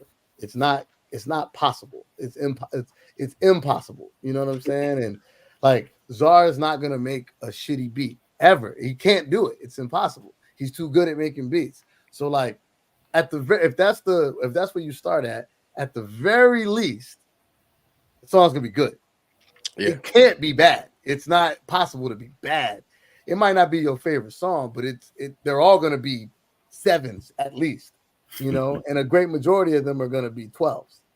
You know what I'm saying? It just depends on how it hits. So that's the space I think we try to create from, is just keep running. As long as it's dope to us and we have high standards of dope, then it's good. I think it's gonna be good for the people. That might answer that question that I told you that someone asked me like a week ago, MidaZ. Someone sent me a message bigging up the album and was like, yo, man, how do you work with rappers, man? So many egos, man. How you able to make that happen? Like, I was like, I don't really know how to answer that, because first of all, MidaZ is my brother. So it's not like I'm working with a rapper, right? But I think what he just said can kind of encapsulate the idea that that it's just got to be dope. Like, if you have like-minded people, you're working with like-minded people, it makes it so much easier. Yeah. Like so if you working with someone and you guys are clashing back and forth about this and that, then it feels like it's being forced. You know what I'm saying? Like, you don't want to force this stuff, man. Just make it happen. Just do it. And if everybody's on the same page, that's the best stuff. You know what I'm saying? So just don't force. So yes, don't force it. You know what I mean? To whoever that was. That's the answer. That's the answer. Yes. Yeah, man, just let it happen. Great. And I gotta say, you mentioned early in the interview the synergy that the two of you have. I don't know if there's a word for it when it comes to music, but it's almost like when MidaZ said that, Czar, you had a beat already, and MidaZ already knew what to do with it. Like, he gave MidaZ, you gave MidaZ that energy at that time that he knew what to do with it. So like, almost that's empathy in the form of music. Yeah, well, that's a good point. Yeah, like thinking in the other person's shoes, and how they would whatever go with that. Yeah, I mean, I think that's easily something we have for each other, when whether is I send him the beat and whether he sends me back the track, and he knows, what I would like. You know what I'm saying? Like, for to hear on the beat. I've never had a doubt ever about MidaZ, messing up on the track. You know what I'm saying? Like, so, and that's a confident statement. Like, it's never going to happen. So when you have that confidence in someone, it just makes life easier. Like, you know what I'm saying?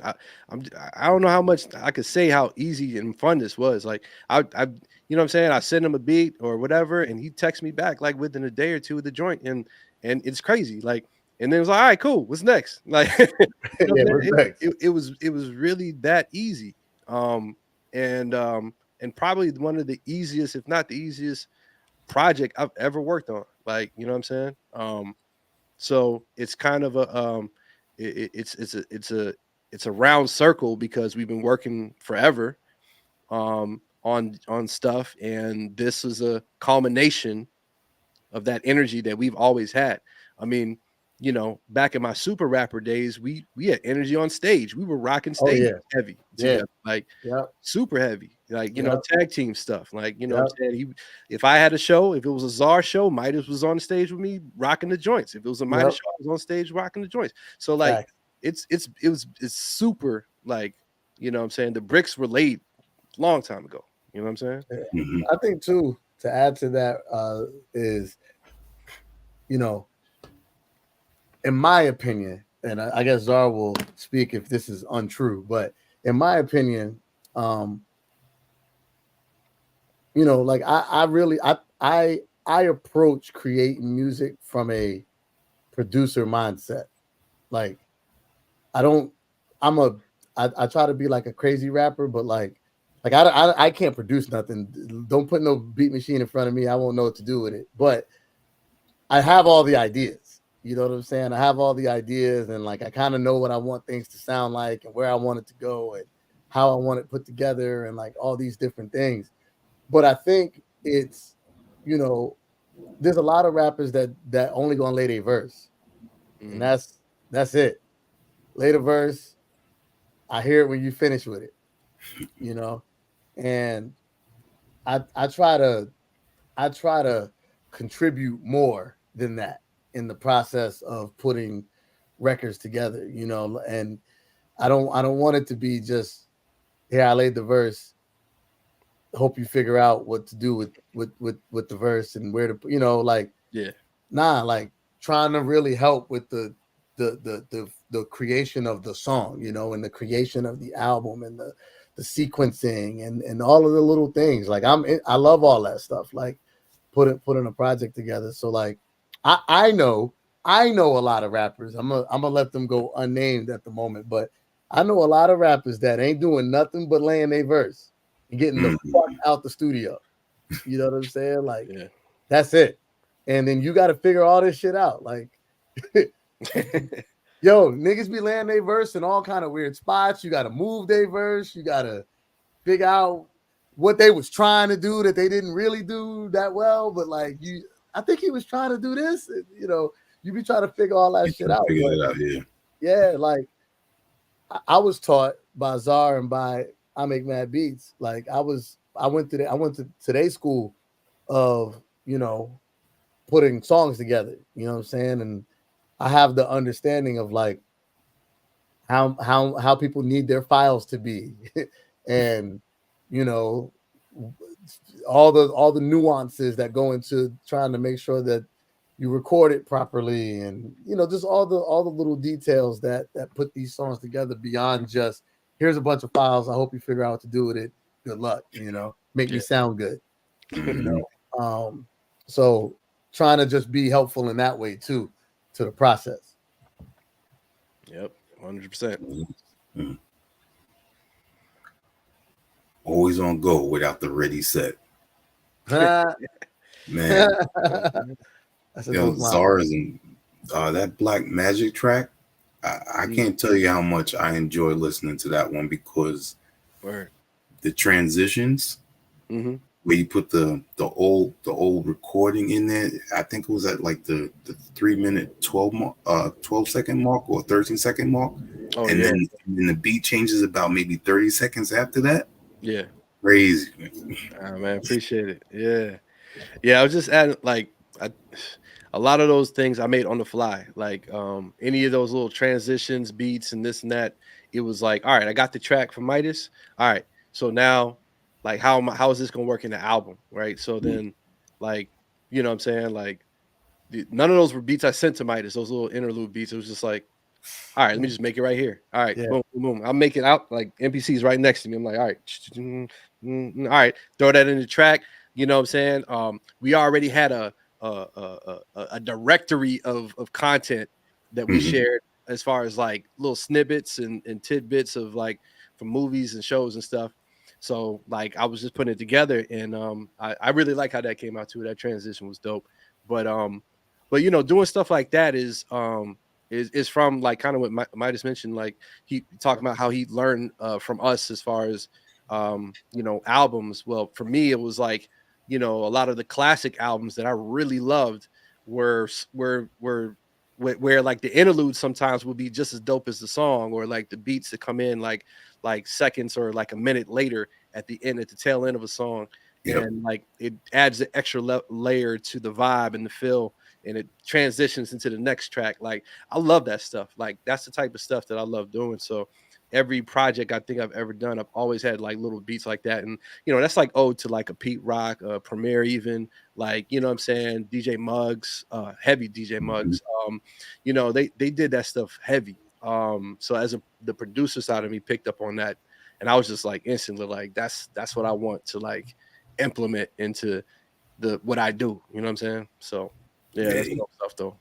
Shout out Black Magic. Yeah, yeah, that was a big yeah. I remember when I made that beat, I was like, "Whoo, this is gonna be interesting right here." I love the transition and the changes.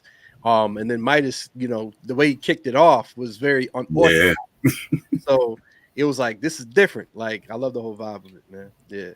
And that second verse, yeah, that song was supposed to have that song was supposed to have 3 different features that didn't work out. Yeah. So I just had to do a second verse because, you know, niggas was taking too long. So shout out to Amin though. Our brother Amin. You know, he's part of the squad, brother, right there. He did the hook, and you know, that dude he's a beast in his own right. We always try to get him into our projects. Yep. He's on my project too, on other. So he's on N1 rap shit too. Yep. Yeah, that's another rapping dude right there. That dude right there. Yeah, man. Pretty monster. He goes crazy. People don't know. Yeah, he's insane. Yeah, man. So he's on I mean, is on the first joint that I ever did with Asia on AU. Oh, yeah, that was yeah, I did that. What was that? Fuck is that beat? I had the beat in my head, but I'm trying to remember the name of the song. It's on AU. So I got the screaming. Yeah. After Hours. After Hours. Yo, After Hours is a funny song too. Like, you know, when we went to go to Jacksonville to get that verse. We went up to go see Peyton Locke and Willie and them that night. Yeah. Shout out to Peyton once again. Yeah. And Asia was in town. So we got his verse in his hotel room. We brought the lab to his hotel room. We brought the lab to his hotel room. Yeah.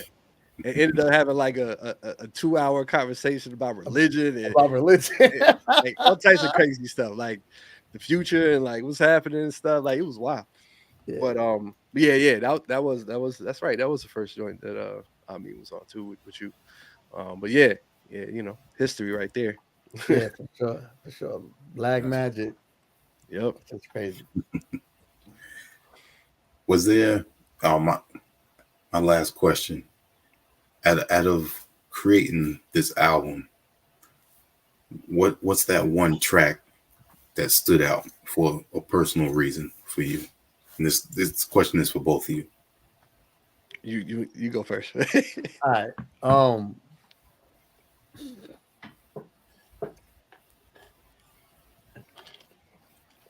You know, my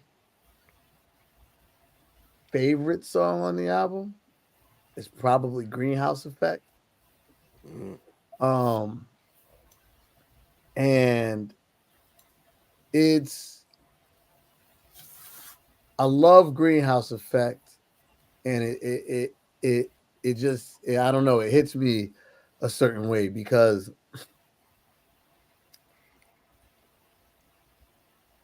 anytime that I get to rap on like classic Czar drums, you know what I'm saying? Because, you know, I do a lot, like, you know, I do a lot with Deli, and that's not really the energy that we do. You know what I'm saying? And you know, I like to say that me and Sharp do b-boy music. That's our energy. It's like b-boy shit. Like, you know, that's what we call it anyway. It's b-boy shit. And like, then there's Czar with the neck snappers. You know what I'm saying? And like the drums on Greenhouse Effect. And then what I extra love about Greenhouse Effect is that that's a sample that I sent Zara, like, yo, she do a beat on this. Yeah. I get so like in my fake ass producer brain, right? Like am I like I wish I could produce brain? There's thousands of beats that I would have made. Like I'll hear a sample and I'll be like, woo, I can hear the whole beat. I can't make it, bro. I don't know what I don't got it. So now every now and again I'll send samples out to Sharp and Deli and Czar and Nemo and whoever. And like sometimes niggas bite, sometimes niggas don't, you know. But when someone bites, and then to the next level, when someone bites, but then it's very close to what I heard in my head. Oh man, it's insane. And Greenhouse Effect was really close to it doesn't sound like what I heard in my head, but it captured the feel of what I saw that sample doing. You know what I'm saying?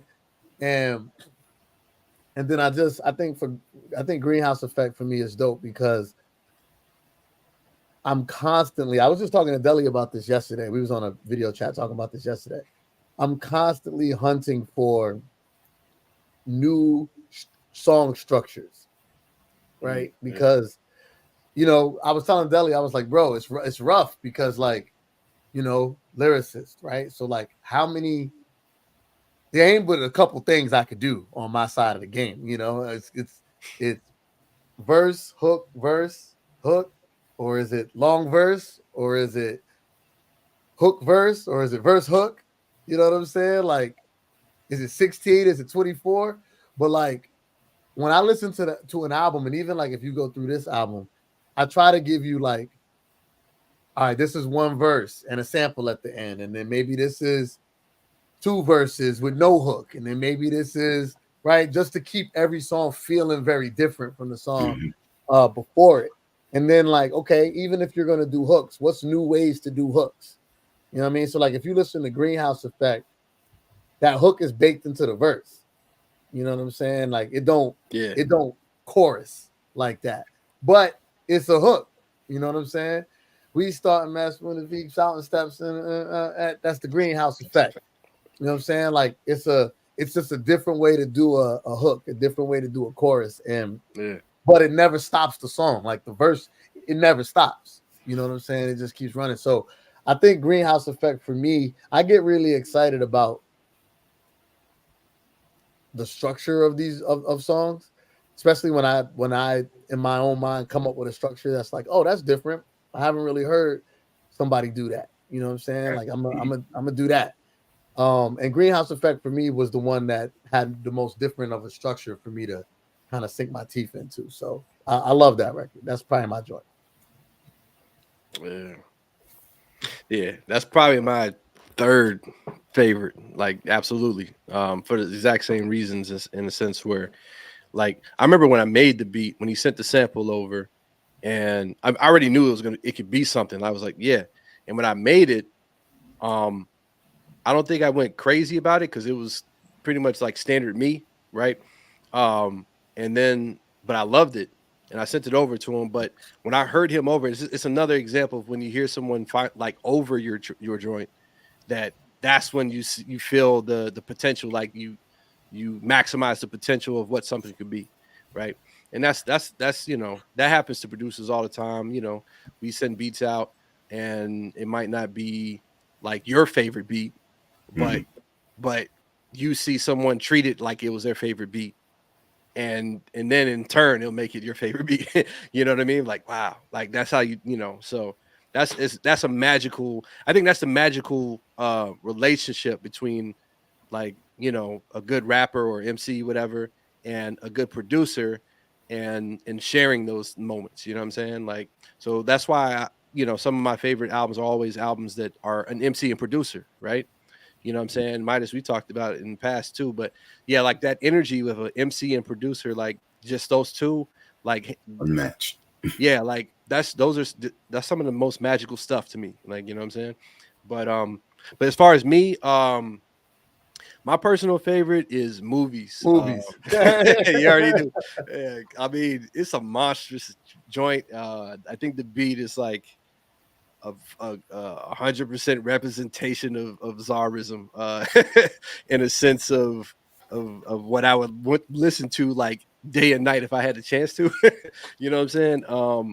And the beat is just super hard. It's one of those.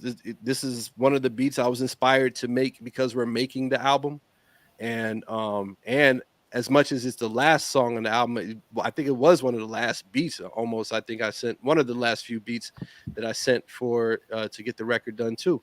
But yeah, movies, man, because I mean, this man was like, "Don't watch Beast, watch a movie." Like the hook was like, I was like, "Yo, this is crazy," right? I mean, the verses are already automatic murder, but as soon as I heard his reference, as soon as he texted that to me, I like I just remember like having goosebumps. I was like, "Yo, this is just too hard. This is it." So I was like, "All right." That was, in fact, out of all the songs, that was the one I wanted to mix first. Out of all the songs, It was the last song. It was the last song. So I was like, "All right, I'm gonna stick to the order of things." But I can't wait to mix that song, right? Because I had ideas, like little things to throw in there, and this and that, and to make it sound like extra, the whole movie effect, like throwing some little whatever, little digital dust and stuff like that. But movies was that was a joint. So I'm glad that was the song that took you out, what I'm saying, of the album, like finished the experience. Because to me it's a great send off, like a great, like, yeah, this is the energy right here. But if I were to give an honorable mention, Jean-Luc Picard to me is special too. Like, well, at first it was like the first joint that kind of set the whole thing off. But I really love that beat, and the beat is not like orthodox in a sense. It's different. Yeah. Whereas there's no real snare in the mix. It's just a kick, and it's very ambiance feel. Like it's very like what I'm saying, like it's a different feel, and he matched it perfectly. The energy on that joint. So those would probably be the two big ones to me. So it's kind of like almost like the first and the last. I mean, the city. I'm gonna speak for my son too. That's another one for me. Is the yeah, city. the city is. I got to speak for Micah because he always. That's his favorite song. That's his favorite song. Like he will ask for that song to be played while I drive him to school in the morning. Hey, On loop. Like I just just so he loves it. He loves the little nuances. He picks up on the lyrics, and like as if MidaZ is a superhero looking over the city and he's ready to save everything. Talk about the Pumas with the like he's so in sync with that stuff. So but yeah, those are the joints right there. Yeah, I would agree. I agree. The city. I love the city. The city is, and then Celestial with Tri-State. Yeah. Because Tri-State's verse is crazy on there. Jesus Christ. Yeah. That was. He said, "All you see is lights in the sky, like you, or no, all you see is lights in the street, like you in LV." So, yo, get out of here, bro. What the fuck? Google the sermon. I premiered a full clip. Man, come on right here, man. Video coming soon. It's coming. Yep. oh man. By the way, breaking news. Zar Yo texted me and said, "Send me the files." Oh, that's great. I love that. Exclusive. Yeah, that's what's up. All right, sounds man. That's dope. Yeah, man. Before I go to bed, I'm gonna chill, eat my dinner after this. I'm gonna vibe out to this one more time. Word. But I always, hearing how much fun it was, and just listening to the two of you speak on it, back and forth of your own personal experience of how this came to be, and then me again with the sci-fi aspect, because I'm a big sci-fi fan. I love how hearing how it came to be. But overall, I mean, again, y'all said it firsthand, fun. And that's a key component that I think everyone should always recognize. If you're a musician, you got to have fun with it. Yeah. Yeah, I'll just say in closing to that point, because this is a point that matters to me a lot, which is people people always ask me like why I do certain songs this way, certain songs that way. There's always like a when you gonna do like the deep introspective album and like when you talk about your life and this and it's like that ain't that fun to me. You know what I'm saying? Like like there's songs. I have songs in my catalog where it goes this way, it goes that way, or I talk about this or this situation, and more of that comes when it just depends on the beat. Like if that's what the beat tell me, then that's where I go with it. But for the most part, rapping is an escape, writing is an escape, writing is fun, writing is exciting. You know what I'm saying? You get to every time I write a verse, I get to be like the illest person on the planet. You know what I'm saying? Like I'm doing wild shit. Listen to these raps. I'm doing wild shit every song. You know what I'm saying? I'm blasting shit out of my arms. I'm chopping off heads. I'm just going crazy. You know what I'm saying? Like how awesome is it to be that? And this is not just this album, but like on every album, I get to be a superhero. You know what I'm saying? For 10 songs, for 10 songs or whatever. I'm doing all types of shit I can't do in real life. You know what I'm saying? Like it's awesome. But I think just I want to walk. I need something that I enjoy doing, and like I was telling my cousin, I was telling my cousin, like, yo, bro, I live my life. I already know what's going on in my own life. I live it every day. That ain't no fun to me. Like, yeah, well, I want to hear it. Well, you know what? I'm living it already. So I don't want to hear it. You know what I'm saying? I want to hear about some other shit, So like just getting the opportunity to like play characters and just, be a creative writer, I think about some of my favorite writers, from novels and things, or creative writers. Like I love a good biography, but I love a good story, that you just came up with. And like this, where the fuck did you get that idea? And how did you think about that? You know what I'm saying? Like, I just find that stuff. I'm a big fan of creativity and the creative process and just the where your brain could go. So like, doing this record was fun because working with Zara is fun, but it was fun because like, look at the kind of songs we got to make. You know what I'm saying? Like, who did a song called "The Monsters Are Due on Maple Street"? Like, that's fun as hell. You know what I'm saying? Like, so just being able to, I guess, be the age that we all are, but still be able to tap into your childlike, part of your brain and all that influence from where you were growing up and you were still had wonder in your eyes. I have that every time I sit in the lab. I go in the lab and I'm like, I'm 15 all over again, trying to write a better verse than the last verse that I wrote. And I'm still excited to send it to Czar and wait for him to be like fire emojis. You know what I'm saying? Like if it's you know what I mean? I'm still out here. You know what I'm saying? Like I never want to be that dude that loses like the juice for creating. Like, nah, bro, the juice is there. Like to the point where like I know my guys get annoyed because I just be like, let's go, nigga, let's go. Because I got the passion for it. And like I think about, rest in peace, Ka, but I think about, some of the greatest writers weren't celebrated until it was over. You know what I'm saying? And never got that true recognition for the works until it was over for them. You know what I'm saying? Like I think about like Edgar Allan Poe and like Zora Neale Hurston. You know what I'm saying? And like motherfuckers that really were celebrated after they passed away. You know what I'm saying? And like I want to enjoy the process as much as I can and create as much as I can, because to me, like I don't have no kids. These raps is my legacy. These raps is, these raps are going to tell the story of MidaZ long after MidaZ is gone. It's like, yo, check out all these albums and if you want the personal story, it's baked in there. You just got to go through the records. You know what I'm saying? And you'll get all of that too. So just being able to continue to enjoy creating is what I think is the most exhilarating part about this. And like, Zar don't move, he being Damo, he'll move that fast no more.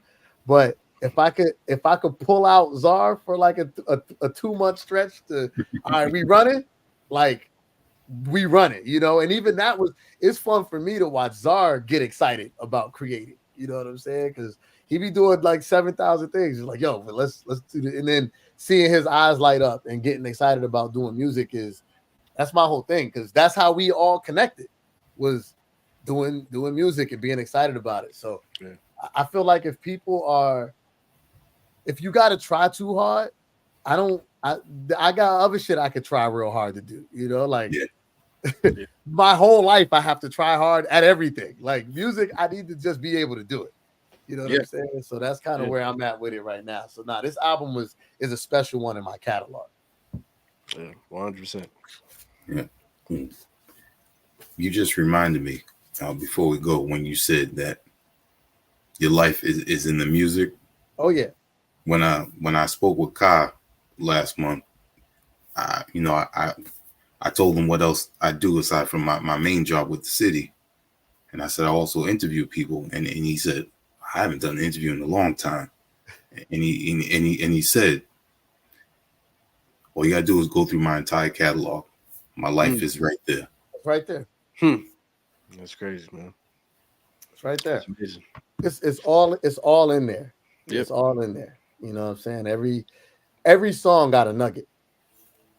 Yeah. You know what I'm saying? It's just, are you a real listener or are you not a real listener? But if you listen, it's all there. You'll get to know the person. Yep. Very true. Yep. Very true. And on that note, thank you once again. Oh, thank you. Thank you. Appreciate your continued support, brother. Always. Absolutely. Yeah. Appreciate it. Again, CDs are sold out. You can still go and purchase the digital. And as MidaZ said, there's very few T-shirts left. So better go to the band camp. Yep. We back. Go get it. The Vivid Laser Eye guy. Go get that. There it is. Don't listen to that experience, man. It's a hell of an experience. Enjoy it. Take it in. Yeah. There you go. For all those that are tuning in, appreciate y'all taking the time to check out MidaZ and TzariZM and commenting as well. Shout out to the fam that was tuning in. Willie Evans Jr., Sharp. Yeah. Definitely salute to y'all. Shout out also to the Commissioned Beer Chamber as well. For sure. DJ Short Shot. Yeah. Shout out to Short Shot. Yeah, you got to come down, bro. Yeah, I was telling Soy it's real before. I got to come down there. Yeah, you got to come down, man. Yeah, man. I got family in Orlando, so next time you down there, I'll definitely let you know. Yeah, scream at us, bro. Figure it out. We'll be there. Definitely. Let everyone know where they can reach out to you and also support. Yeah, at MidaZ the Beast, at TzariZM, MidnightSocietyMusic.net, MidaZtheBeast.bandcamp.com. I think it's TzariZM.bandcamp.com. TZ, what's your shit? TZ Media? Yeah, my video business, TZ Media Creative. That's on Instagram right now too. Soft opening, so website will be up pretty soon. But yeah, that's nice. Soon. That's pretty much encompasses all of my video production, editing, any projects I work on, and any particular project or that I work on for clients and stuff like that. So, yeah, but might hit you all with the major links. So yeah, just hit us. You can hit me directly, most likely more than anywhere else on IG at TzariZM and all that good stuff. And fat shout. We can't leave without just saying again, fat shout to Fells. Yeah. Fells had a big impact on. He helped with a lot of stuff with the record, just with the visuals, just a lot. He just touched, his hand was in a lot of the visuals. So shout out my brother Fells, and then of course shout out my brother Yo-Yo At Yo-Yo on IG, at My Good Fellow. You know, they both are crazy with everything that they do, and Yeah. need more light shined on my guys. So shout Yeah, out to Charles and shout out to Yo-Yo.